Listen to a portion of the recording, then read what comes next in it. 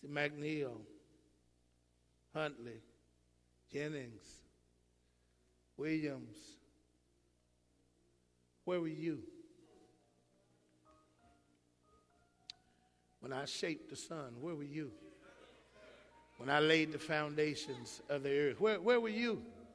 Since you got so many questions, where were you when I put the dimensions of the world and put them in their accurate place? Where were you when I defied the boundaries of the sea? Where were you when I caused the Leviathan to rise up? Where were you when I carved the ice-capped mountains? Where were you when I carved and laid the valleys? Where were you when I laid green grass as a carpet across the earth? Where were you when I carved out the constellations and put the Milky Way? Where were you? Why are you asking, why am I going through this? Where were you when I laid the path for lightning? Where were you when I caused thunder to wake up? Where were you when I caused rain to fall, how far and where to stay? Where were you when I formed icicles? Where were you when I made ice come up? Where were you? Can you direct the movement of the stars, Job? Can you bind clusters of the universe? Can you direct the sequence of the seasons?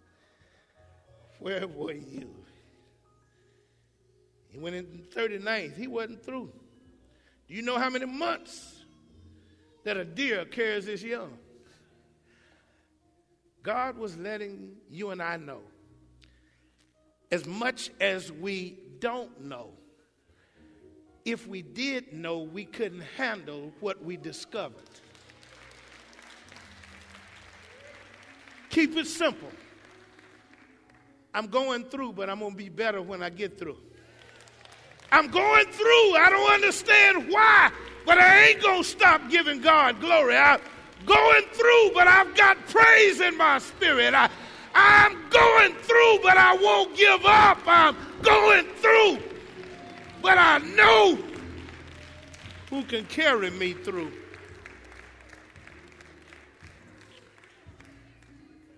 The 40th chapter, Lord said to Job, do you still want to argue with me? What made you become my critic? Do you understand what I'm talking to you, Job? I am nothing. Job said, how would I ever find the answers? I'll cover my mouth with my hand. I've said too much already. I need to shut up. I ain't got nothing else to say. Then the Lord answered again from the whirlwind. This part I like.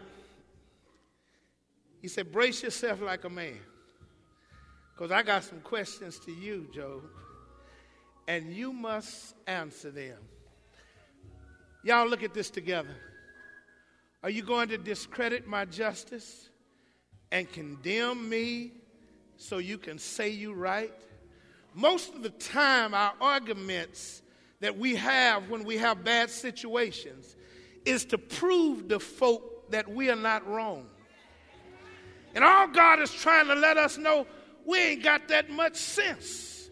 We're not that smart. We just need to humble ourselves before the mighty arm of God and let God have his way. Are you as strong as God? And can you thunder with a voice like his? Then all right. Put your robes of state, your majesty, give vent to your anger, let it overflow, humiliate the proud, walk on the wicked where they stand. He laid it out for him. He challenged him in the 41st verse. And then Job did something. He asked God to forgive those friends that had tried to take him out. I hope you hear this. When you're going through something, don't blame nobody. Just take it like it is. When he forgave them, God blessed him better than he was before. Look at here. I've tried to just walk through this book today. I just want somebody to leave here today to know that you'll have your dilemma, You will have your debate, but you will get your deliverance. I want you to understand that when you come through here, Satan is simply trying to attack our character. And God is trying to prove our integrity. Satan wants to attack the character by tempting us and bringing situations into our life to cause us to lose hope. And God is saying, I trust you enough that your character is refined enough, your integrity is strong enough that no matter what Satan throws at you, you will not buckle under.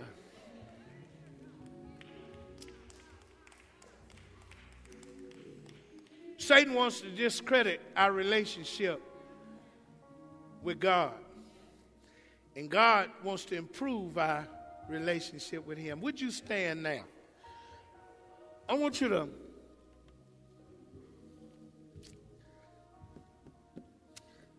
what did I learn from Job?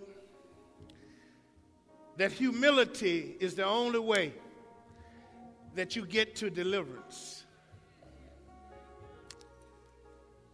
Sometimes God got to take you to a whole lot of stuff to make us humble. Touch your neighbor and say, you hear that? Because God says humility is the only state of operation where we can't assist God in doing what he does best. When God moves us to deliverance, we have to reach the point that we're listening. We be able to say, I've got solid character even though I hadn't sinned. And folk got to understand that my burden ain't your burden. Your strength will be revealed to you by the burden that has been chosen for you. Your strength is going to come out of your burden. Your strength will come out of your burden. Whatever burden you're carrying, God has designed it for your strength to come out of that burden. You're dealing with sickness. Your prayer life is going to go to another level. You're dealing with family situations. You're going to find the crucible of your suffering is going to be the platform of your deliverance.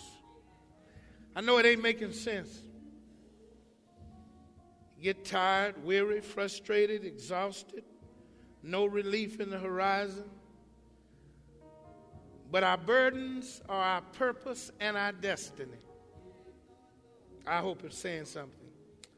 God knows what you can handle, and he trusts us enough with difficulties to know that we can only depend upon him. Just say, the blessing of my burdens. Father, in this house today, it's very trying to have to deal with burdens because often we don't even like to be reminded of burdens.